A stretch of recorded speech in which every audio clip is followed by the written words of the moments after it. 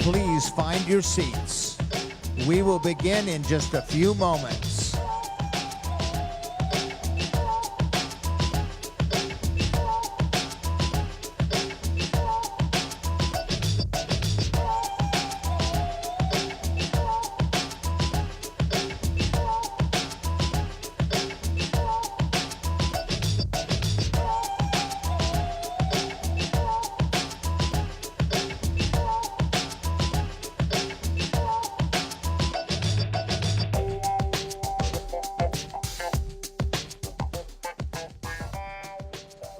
Ladies and gentlemen, we are about to begin. Please take your seats.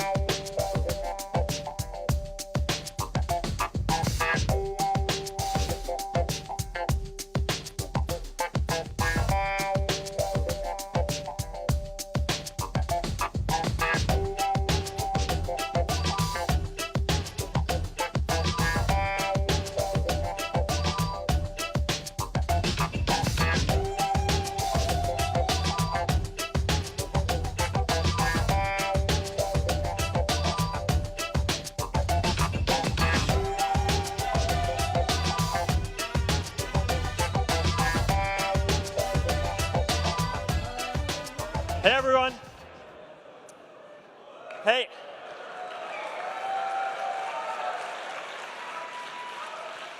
Hey, everyone, and welcome to F8. We're really glad to have you here with us today.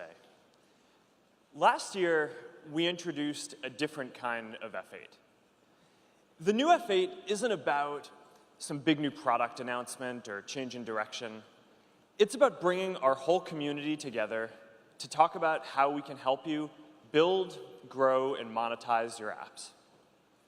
And we've focused on these themes a lot over the last year, and our developer community has made some incredible progress. We've doubled the size of our developer community across the whole range of Facebook services. There are now hundreds of thousands of developers building on Facebook's tools, including more than half outside of the US. More than 30 million apps and sites have been built using Facebook's tools. Last year, we drove more than 3.5 billion app installs. People shared more than 50 billion pieces of content from apps that they're using to their friends on Facebook. We've paid out more than $8 billion to developers in the last 5 years. And more than 90% the top 100 apps on iOS and Android are integrated with Facebook. Because of all the apps and services that you're all building, the Facebook ecosystem is stronger than ever. So I want to take a moment to thank you for being a part of our community and for choosing to work with us. You're the ones who are connecting the world, and we're really proud to serve you.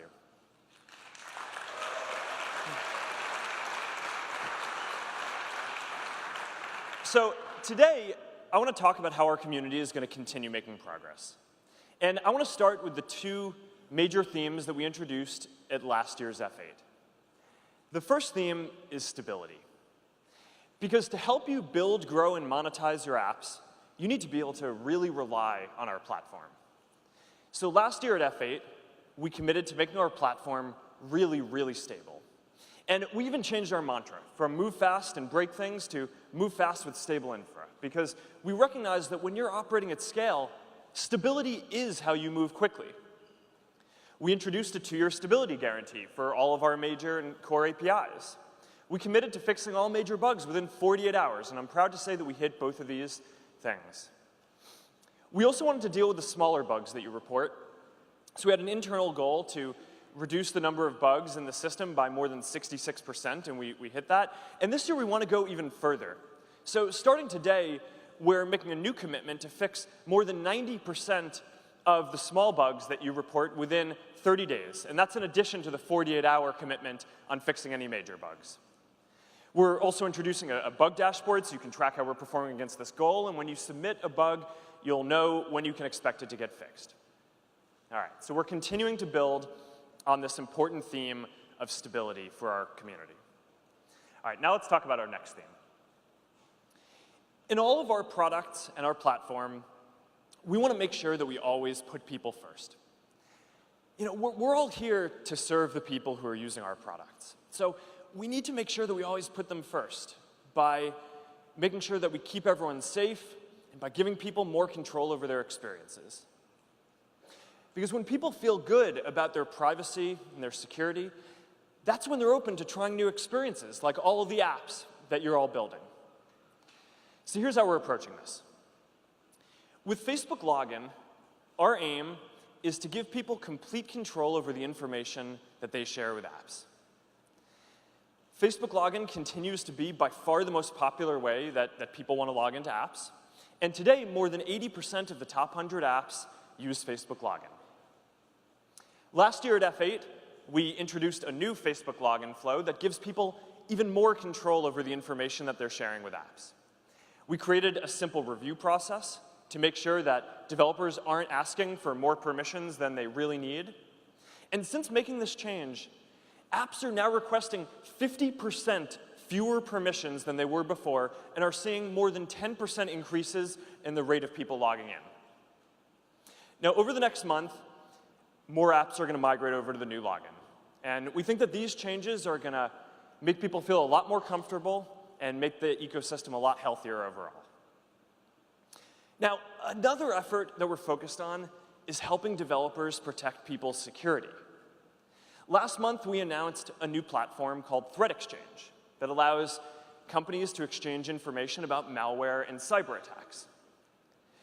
Malware is getting more sophisticated, and it's increasingly challenging for any one company or developer to keep up with all the different threats that are out there.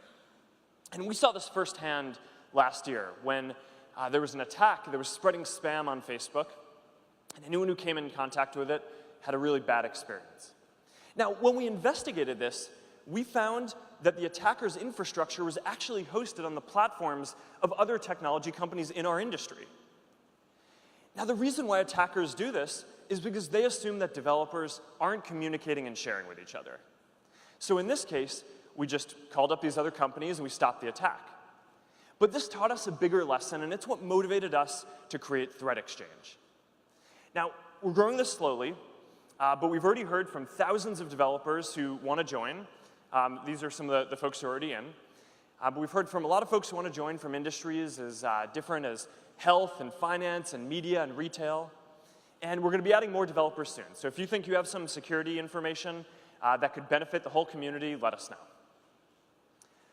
All right, so these are some of the ways that we're working to create a more stable platform and to put people first. These are the themes that we started talking about at last year's F8, and we're going to continue focusing on them to serve our community better and to help all of our developers build, grow, and monetize your apps. All right, now let's talk a bit about the future. Over the last few years, Facebook has really evolved in our approach to how we connect the world. Facebook used to be this single blue app, and it did a lot of different things. Now Facebook is a family of apps. More than 1.4 billion people use the core Facebook app, but also more than 700 million people use Groups, and 700 million use WhatsApp, and 600 million use Messenger, and more than 300 million people use Instagram every month. Now, we're building this family so we can offer unique, world-class experiences for all of the ways that people want to share. Because people need to be able to express everything that matters to them with all of the different groups of people that they care about. This is how we give people the power to share and to make the world more open and connected. Now, there are so many more ways that people want to share, that this family is just going to keep on growing. But it's important to keep this shift in mind because moving from just being a single service to a family of world-class apps for helping people share in different ways is the biggest shift that we've made in our strategy of helping to connect people in many years. Now, this also reflects the fact that the content that people want to share is changing too. Over time, there's this really clear trend that technology gives us tools for sharing richer and richer content with an increasing frequency.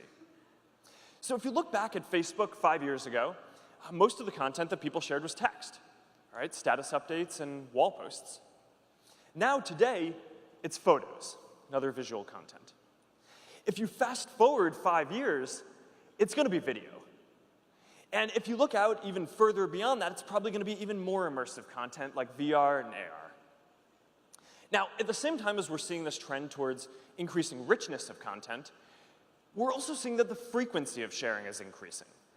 You know, now everyone has messaging apps and Groups apps on their phones that allow us to constantly stay connected with all the people that we care about and share many more times each day than we've been able to in the past.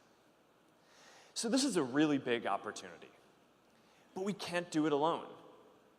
Because all of the different things that people want to share are happening in all of the different apps that you're building. So in order to keep up with this future, where people are going to want to share all these new kinds of content, we need to be able to build tools for you to enable people to share all of the different kinds of content that they're producing with all the people they care about.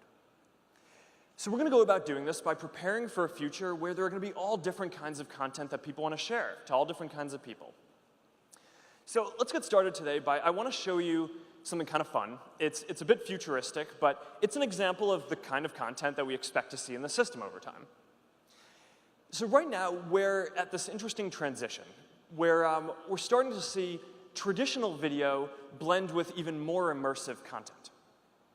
Now, when you think about virtual reality, a lot of people first think about gaming. But I actually think that video is going to be even more engaging in a lot of ways. So these are spherical videos. You can move around within it, and you can change your viewing angle. And that's possible because the videos are filmed on up to 24 different cameras at once. Now, this is a new and much more immersive type of content. It's not something that you just consume passively. You're actually interacting with it, and you feel like you're there. So soon, we're going to start supporting spherical videos in Newsfeed. People already watch more than 3 billion videos a day in Newsfeed, and it's some of the most engaging content in our system. We're going to bring spherical videos to Oculus too. You're going to be able to put on your headset and just feel like you're really there. So we're actually experimenting with live spherical video here today. We have a spherical camera filming at our headquarters down in Menlo Park. So after this session is done, you can head over to our humorously and ironically named teleportation station to get a sense of what our crew down at Facebook headquarters feels about F8. All right, so now moving on, continuing this theme of all of these different kinds of content that we want to enable people to share, but moving to something that's a little bit more in the present. The next thing we want to do is make it easier for people to share all of the different kinds of content that they're creating in your apps with all of the different people they care about across the whole Facebook family of apps. So we're going to simplify our interfaces for sharing from apps to Facebook family. Now, today there are actually more than a dozen different ways that you can share from an app into Facebook. And that's because there are all these different interfaces on iOS and Android and Windows Phone and mobile web and desktop. Now, what all these different versions mean is that whatever the best version is not what everyone is using today. And we've heard this feedback very clearly from everyone in our community and our developers, that they want us to fix this. Because people want to be able to share into messages, right? People want to be able to share into groups. People never want to be surprised by what their content is going to look like when they share it. So today, we're going to fix this. We're introducing an elegant and consistent way to share from all of the different apps that you're building across the whole family of different Facebook services. So the new share sheet creates a consistent experience for everyone using apps to share with anyone they want, including in Messenger and groups. So if you want to share that run that you made with just a few people instead of all of your friends on Facebook or Instagram, now you can do that in exactly the same way that you would have previously shared into a feed. So this is just the first step towards creating better sharing experiences across this whole family of apps. And we're going to have a lot more to talk about in this vein over the coming few months. All right, now the last area that I want to talk about is focusing on building platforms across our whole family of apps. Now, one of the fastest growing and most important members of our family is Messenger. We launched Messenger about 4 years ago, and now more than 600 million people are using Messenger to communicate every month. And as Messenger has grown, we think that this service has the potential to help people express themselves in new ways, to connect hundreds of millions of new people, and to become a really important communication tool for the world. So over the last couple of years, we've been building Messenger into a service that can help you express yourself in many more ways beyond just simple text messages. We added basic staples like photos and video. We added stickers to help people easily express any emotion. We added location so that you can easily tell your friends where you are. We added voice calling recently. And now already, Messenger accounts for more than 10% of mobile VoIP calling globally, and it's growing really quickly. And we just started rolling out payments, and that was just last week. So we're continuing to develop new things, and we have a lot more planned in the months ahead. But until now, we've focused on improving Messenger by building all of these features ourselves. So today, we're going to talk about the next step in our Messenger strategy. Today, we're introducing Messenger Platform.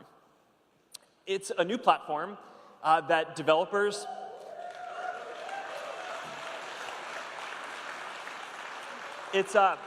Messenger Platform is a new platform that developers can use to build apps that help people connect with the more than 600 million people who are using Messenger as they communicate every day. So by opening up Messenger as a platform, we're going to be able to help people express themselves in rich new ways and make their conversations better. So now there are going to be a lot of things that we can do with Messenger Platform over time. Right? This is a really exciting, big new area and opportunity. But we want to start small and focused today. So we're going to talk about two things. And the first is giving people more tools for expression. I'm going to show you quickly how this works. So we're expanding the Composer in Messenger. So now you're going to be able to easily inline find different services that help you say anything you want better. And you're going to be able to discover these services right in line, and they're going to deep link right to the App Store so that you can download them very easily. And you can create content. You can share it directly into Messenger. And what you're going to see is that your friends are going to be easily able to reply and install the apps that you're sharing with them. So here's an example of just a really quick video that we made right before this with an app called JibJab. I sent this to our developer team who's working on Facebook Platform, congratulating them on shipping this. And yeah, it's simple. It's fun. It's easy. All right, so we're really excited about about the new kinds of things and creative tools that we're going to be able to enable with Messenger Platform. And there's a lot more to do here, but we're really excited to see what you're all going to be able to do, even with these fast and simple tools that we're rolling out first. All right, now, the second thing that we want to talk about is making Messenger a place where you can easily communicate with the businesses you care about, in addition to the people you care about. So currently, if you want to get in touch with a business, most of us probably still call them. But, I don't actually know anyone who likes calling businesses, right? I mean, it's just not fast or convenient, and it definitely doesn't feel like the future. So, think about how useful it would be if you could just message a business and instantly get information about whatever you need, make a reservation, buy something in line, change shipping information in times. So today, we're introducing a way for you to communicate with businesses right through Messenger. And we think that the key to making this experience good is starting these conversations at the right time. So for example, right after you purchase something online, if you need to change your order, you're going to be able to do that right in Messenger. You're going to receive a receipt as well as shipping information. You can track your package. Helping people communicate more naturally with businesses is going to improve, I think, almost every person's life, because it's something that everyone does. So I'm really excited to see how people start to use this and businesses start to use this when we start rolling it out pretty soon. Now, we're already working with a small set of partners on this, and this is something that David is going to talk about along with the rest of Messenger platform in just a moment. All right. So those are just a few of the things that we're focused on for developers as we think about the future of sharing. And for the rest of this talk today, we're going to focus on all of the ways that you can use the Facebook family to build, grow, and monetize your apps.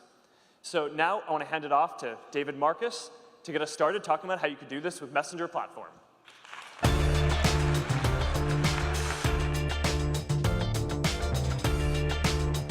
Thanks, Mark. Emotion and expression are core to the way we communicate every day. Even before we learn how to talk, we tap into emotions to communicate our needs.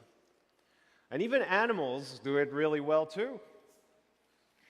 But over the last century and a half, we developed a lot of technologies to communicate over far distances. The telegraph, the telephone, email, and eventually text messaging. And while those inventions are great because they enable us to stay in touch with the people we care the most about, they left something behind. And that's the true capability for us to share emotions and express ourselves fully. So we were kind of a little frustrated because we were lacking on that front, and so we came up with these to compensate. And while those are good, they just don't quite cut it. So in the last 12 months, we've added a lot of capabilities to Messenger, as Mark highlighted before. But then, a few months ago, we started thinking that maybe if we teamed up with all of you in this room and developers around the world and tapped into our joint creativity, then maybe we could actually solve this problem. So today, I'm super excited to launch Messenger platform. And let me dive right into it and show you how it works. I'm just going to reopen that thread I have with Mark. I'm definitely saving this to my camera roll for what it's worth. And you'll notice that in the composer, I have those 3 dots. So tapping on those 3 dots expands the composer now. And now you have access to a lot of things. At the top, the apps you already have installed and that enable you to create amazing content. At the bottom, new apps that you can discover with a short description of what that app can do for you. And so in this case, I can't respond to that message from Mark with text. That would be super lame. So I'm going to go and install Giphy because I want GIFs. So tapping on the install button takes me straight into the App Store. And I can download this app and add it right there. And now I'm going to do that again. install it. And when I get it, I can actually have access to millions and millions of GIFs. In this case, I want to share a fist bump with Mark, so I'm going to go and type fist bump, and then I have hundreds and hundreds of GIFs of cool fist bumps. And then I pick the one I want, and you'll notice that at the bottom of that preview, there's a big Send to Messenger button. And that's the new optimized flow that we're launching today. So tapping on this takes me straight back into the conversation I have with Mark. So I don't have to fumble around trying to find who I need to send that to. I'm right where I need to be. I have this big, beautiful preview of the content I'm about to share, and I can just tap on Send GIF, and I'm done. So, you know, that's really, really... So I showed you how you can discover new apps and add a ton of capabilities to Messenger, and now I've added the ability for me to send awesome GIFs. And I don't know about you, but I find GIFs to be really awesome. They just make the world a little bit better. So, there's more, because not only do we give you developers, app developers around the world, distribution and discovery inside of Messenger, but also we give you attribution. And let me show you what that looks like. So I go back to that now famous thread with Mark, and as you can see, he sent me another piece of content. And there are three things that I want to highlight here at the bottom of that content. One is the app icon, the second one is the app name, and the third one is a reply link.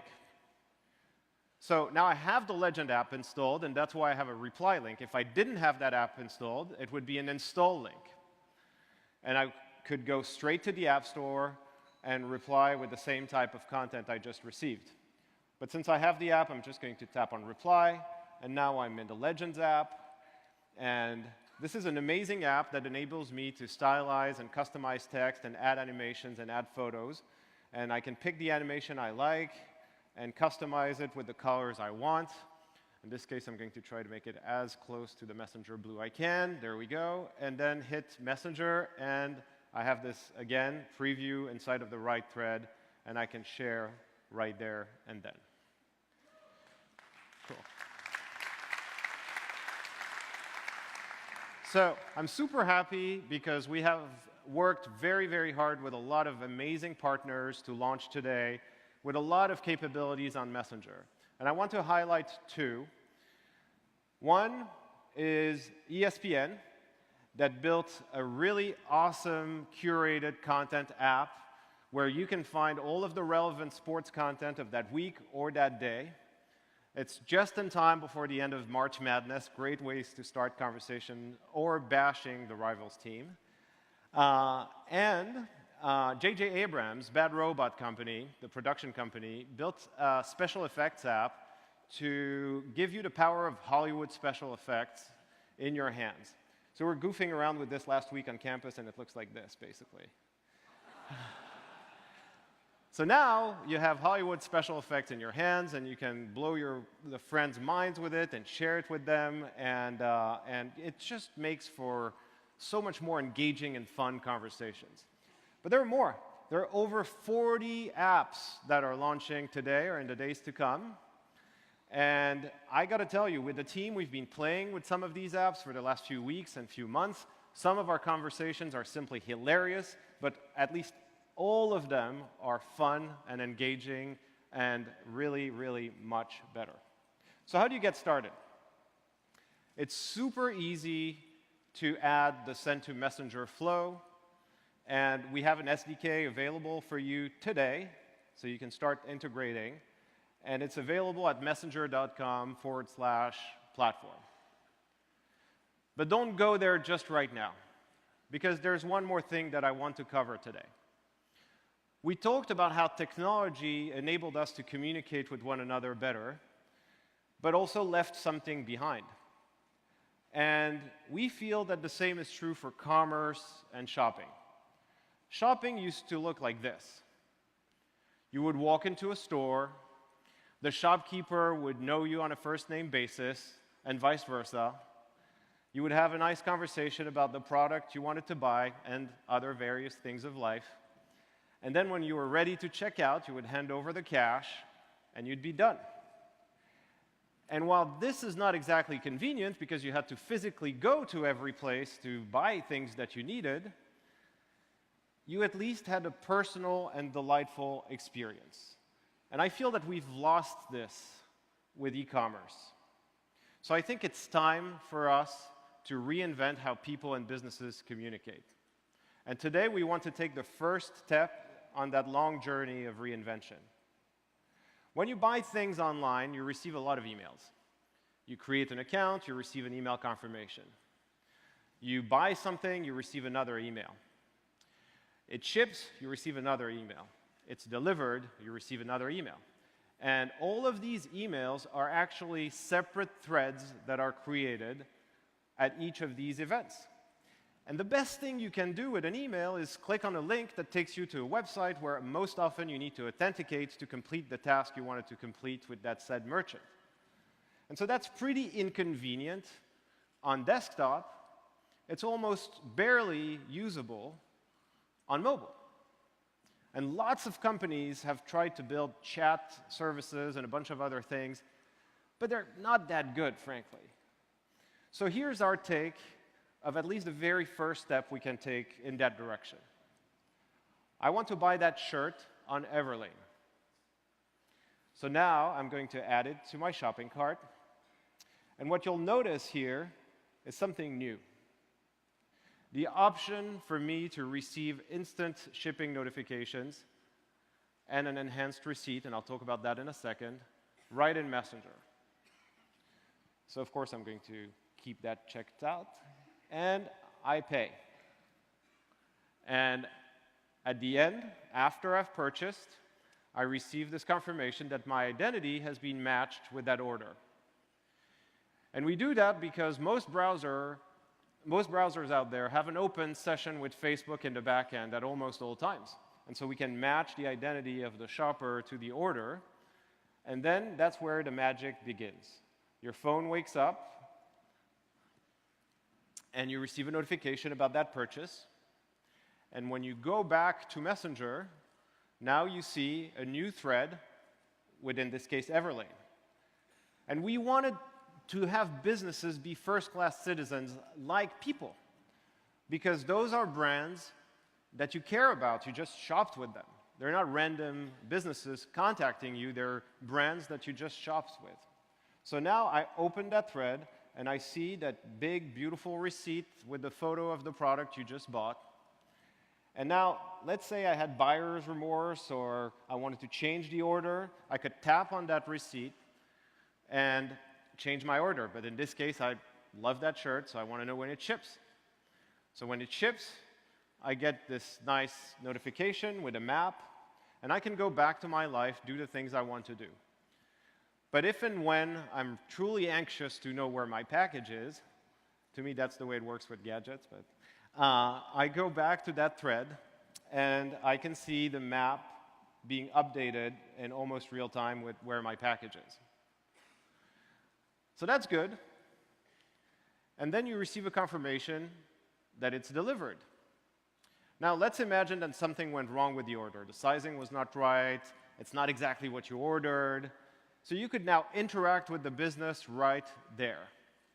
In this case, I love this shirt so much that I want to know if they have one in black, so I'm going to ask that to Everlane. Right there. And the nice thing about this is Everlane knows who I am, knows what I bought, has the context of the purchase, because all of this exists in one canonical thread where you have all of the information that you need, and the business has all relevant information about the purchase you're talking about. And so, since I have a card on file with Everlane, buying that black shirt now is going to be as easy as this. So that's pretty cool. That's pretty cool. We're reintroducing personal back to shopping online and on mobile.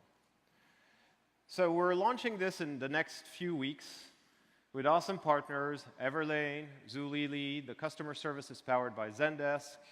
But we're going to add a lot more partners in the months to come, and we would love to welcome you on this journey with us. So please visit messenger.com/business to get started.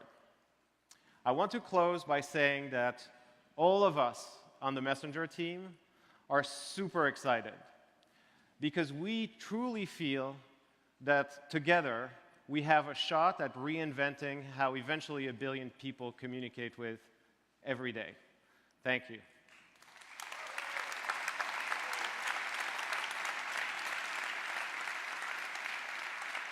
And now I want to call Ilya to talk about Parse.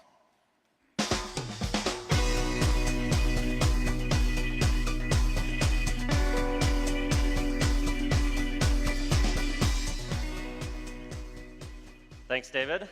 I'm really excited to give you all an update on Parse. Apps have become one of the most common ways people communicate and express themselves all over the globe. But so many of them launch every single day. So it's become even more important for you to get from the idea that you have into the App Store as fast as possible. You need to focus on the experience of your app, the design, the interaction, the functionality that keeps people coming back day in and day out. These are the things that really matter, and these are the things that allow people to connect with the world around them. But in practice, you're probably worrying about a whole lot of other things. Your app needs servers, it needs databases, APIs, SDKs, security, identity, all these things. The list goes on and on and on. And so that's where Parse comes in. We take care of all of that for you, so you can focus on making an amazing app and realizing your unique vision. And many of you are doing just that.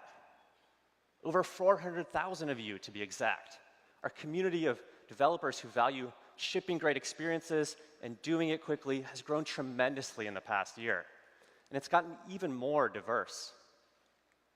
In the last year, 85% of the top apps built on Parse were actually built outside the US. So you all are having a global impact. And it's a big impact. Last month, we saw over 500 million instances of Parse-powered apps talk to our servers. These are real people enabled by you, enabled to communicate in new ways, create in new ways, and ultimately connect with each other in new ways. And speaking of new ways, you just saw some new stuff. Many of the apps built on the Messenger platform were actually built on Parse. One of my favorites is called Dubsmash. Lets you record really fun videos, like this one that my colleague Deb sent me of her kids. Do you want to build a snowman? Come on, let's go and play. I never see you anymore. Super cute, right? And this app is killing it. They had 10 million installs in their very first month, all powered by Parse. Another one that's really fun is called Stashify. Lets me create fun photos, like this one of hipster Mark. And this company makes all kinds of apps. They can turn you into a werewolf, a zombie, anything you like. And it seems really silly, right? But people love this stuff. People love to interact with their friends through fun photos. These apps have a combined 55 million installs on iOS. Big impact. The Messenger team themselves built an app on Parse. It lets you slap stickers on photos. So this is the team, naturally in their sticker form. And they were on a tight deadline. They had this idea just a week before the App Store shut down for the holidays last year. Parse gave them a way to store metadata, a way to send push notifications, and a way to deal with crash reports. So they focused on the app itself and got the job done just in the nick of time. It was really exciting to see it happen. For apps that already have a back end, coming from companies that are more established, we're seeing great adoption of push notifications on Parse. All kinds of companies are using Parse Push to engage with their audiences and keep them up to date. I don't know about you, but I hate walking around airports. And I hate those stupid monitors that always inevitably send me the opposite direction. So companies like Orbitz are making life's little moments that much easier by giving you the right information at the right time using push notifications. Companies like CBS, media companies, are pushing breaking news and great new content to their audience. And products like Deezer connect people in the notifications themselves. All in all, apps using Parse Push reach over 150 million unique people every single day.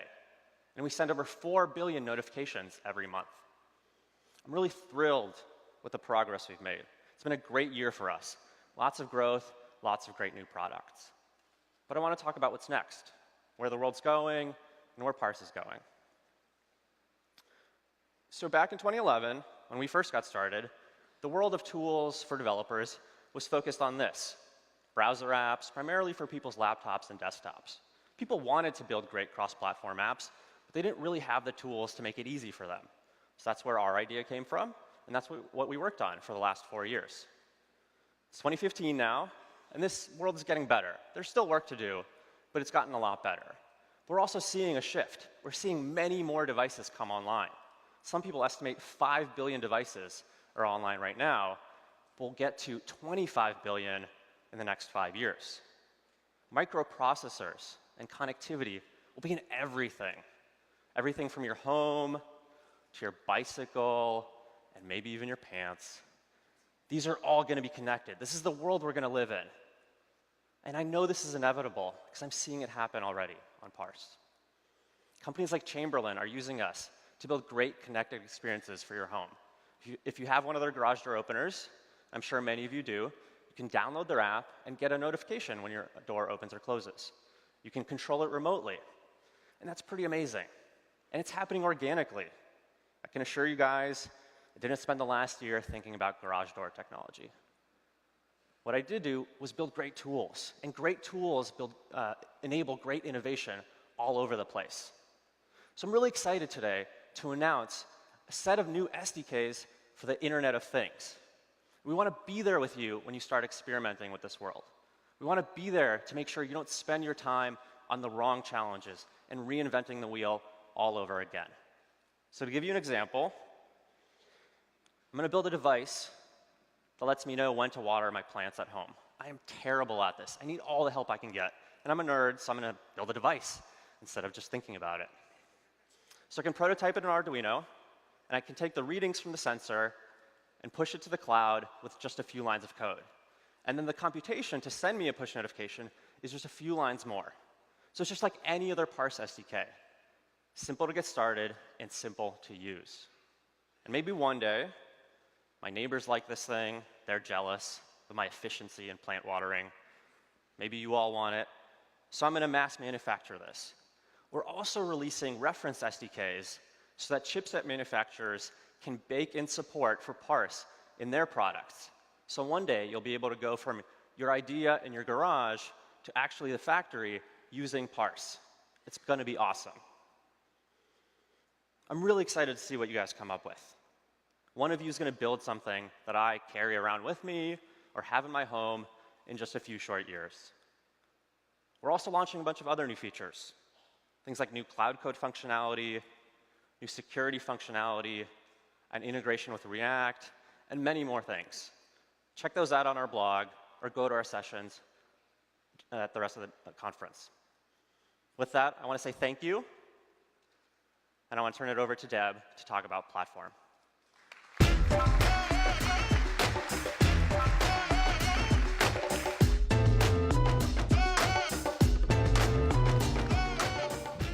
Thanks, Aaliyah. It is so great to be back here with you guys at F8.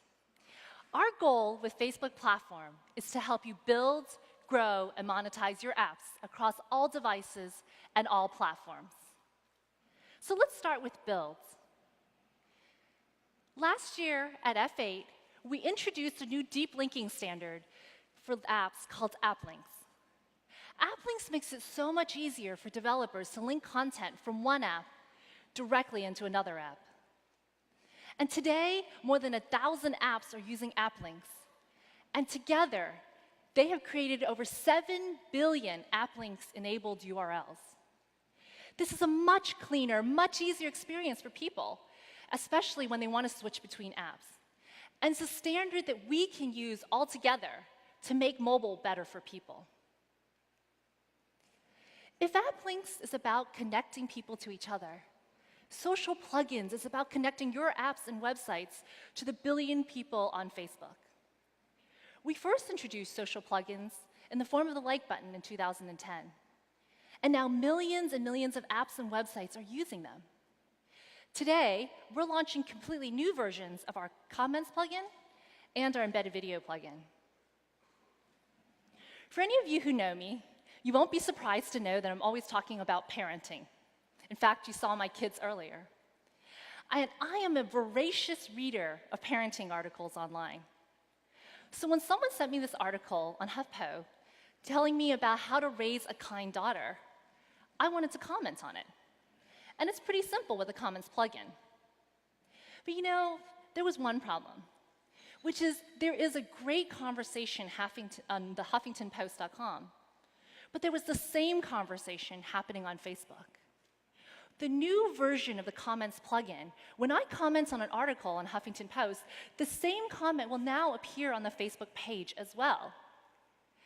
And that means when my sister Caroline replies, we'll see a conversation together in the same place. So for publishers, this means much greater engagement in their media. And for people, it means a richer, more unified conversation. This is currently in beta with a select group of partners, and we'll be rolling this out more broadly shortly. So next, let's talk about video. We have seen a huge growth in the number of native videos shared on Facebook over the past couple years. And every single day, people are viewing more than 3 billion videos on Facebook. Now, we all know that native video works great on Facebook, but you also probably know that it's really hard to share these videos on other sites. So today, we're introducing the Facebook Embedded Video Player, which makes it really easy to take any video that's publicly shared on Facebook and put it on your site. It's super simple. You just click on Embed Video, you take the line of code, and you drop it right into your site. This greatly increases the number of videos that you can pull from. And if you're posting video content on Facebook, this dramatically increases the potential reach of your content. The embedded video player is now available today to everyone. So you built a great app or website, and the next thing you need to do is help it to grow. And we can help you do that with app ads. To date, we have driven over 1 billion paid app installs. And more than 40,000 apps have used app ads to help build their audience and grow their app. But there's a lot more we can do to help you succeed. And it's really important that we continue to do that because a lot of you ask, you know, how can I understand what's happening in my app? Who's coming back? Who's leaving? Why are people dropping off? It's a problem we face every single day at Facebook. And it's something which we struggle with.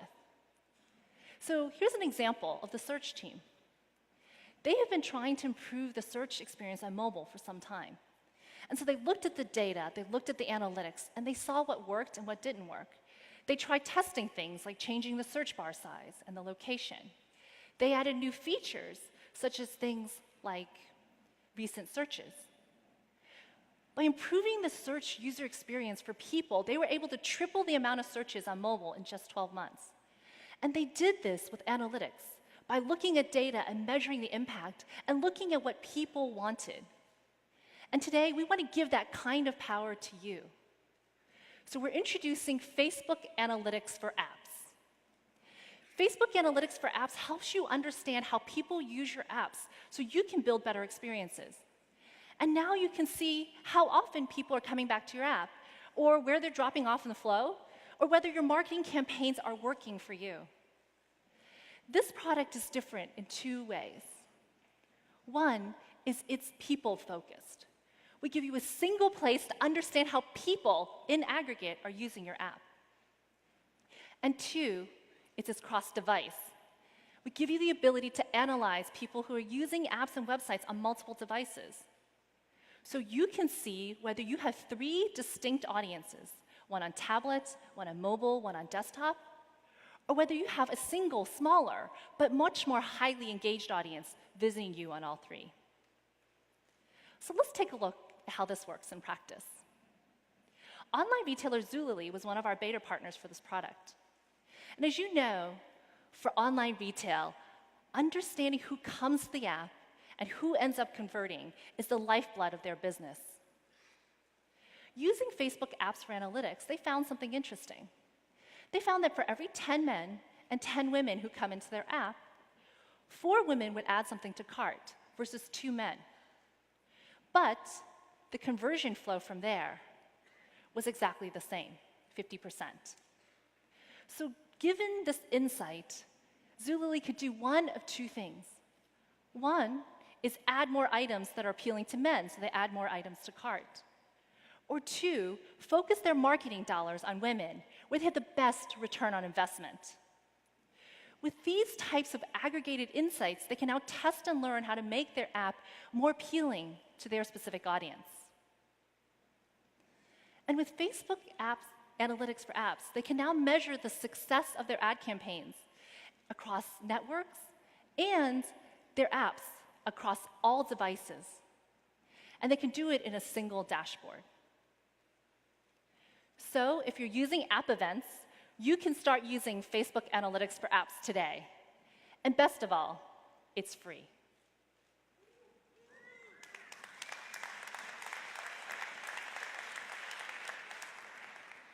So finally, we want to help you monetize your app. And we want to help you build sustainable businesses for the long term. Last year at F8, we introduced the Audience Network, an easy way for developers and publishers to monetize their apps by showing Facebook ads. A large number of apps already use the Audience Network, and they've generated millions of dollars to help them grow their businesses. The best part of Audience Network is native ads. Native ads match the look and feel of the app. In this case, PixArt, which has a beautiful photography newsfeed. And because it matches look and feel, native ads drive better performance for advertisers, higher yields for publishers, and a much better experience for people. Ads are now supporting the experience, not interrupting it. And the results show that. Native ads are more than half of the Audience Network today, and they have an average CPM that's 7 times higher than banner ads. In fact, the Audience Network also benefits advertisers. For example, Rosetta Stone, they saw a 40% decrease in the cost per conversion than other ad networks. And that kind of performance is not unique at all.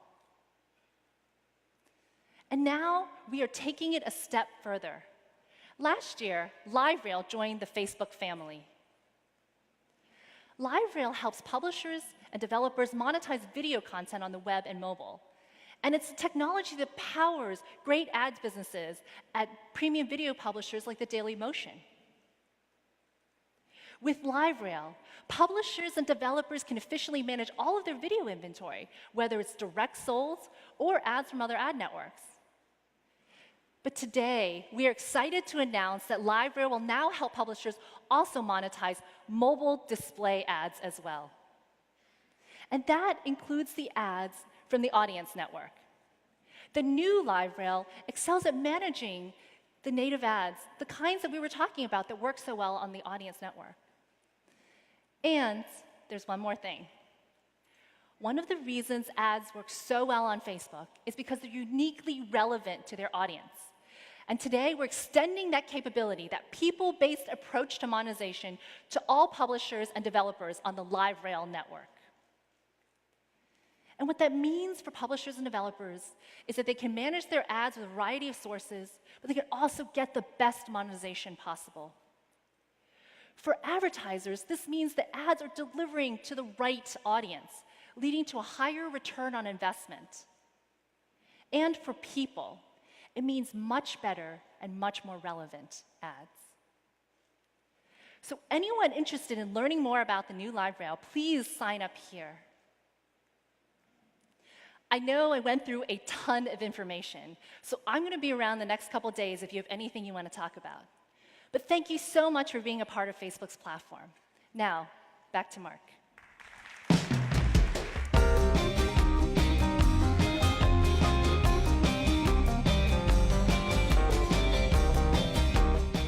Thanks, Deb. So that's how we're thinking about the future of sharing and how you can use Facebook's family to build, grow, and monetize your apps. You know, we're all really lucky. We live at this amazing time in the world. You know, as the internet spreads and as phones spread, people are getting the power to share and express themselves in all these new ways. And that's the basis for forming stronger relationships and building better businesses. And all of you are the ones who are building the services that are unleashing this new wave of expression. And it's really an honor for us to serve you and to be on this journey together. So thank you. So in the next decade, we're going to be able to build some amazing things together. And tomorrow we have a great keynote as well with Facebook CTO Mike Schrepfer and Michael Abrash, the chief scientist at Oculus. And they're going to talk about some of the longer-term efforts that we're working on to help connect everyone in the world, and it's going to be awesome, so I encourage you all to come out for that. But most importantly, I just want to thank you for being a part of our community. The work that we're doing is really awesome and important for the world. Now, thank you. Let's go connect the world.